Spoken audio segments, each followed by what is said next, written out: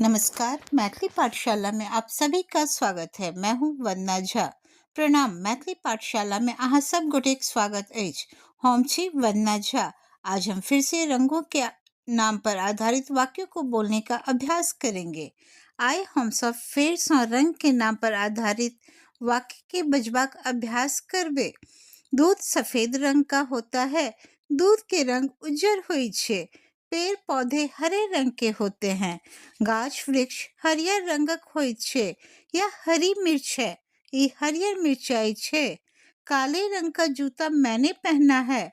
कारी रंगक जूता हम पहने छी। लाल पीले फूल लेकर आओ। लाल पियर फूल लौको आओ। दही का रंग भी सफेद होता है।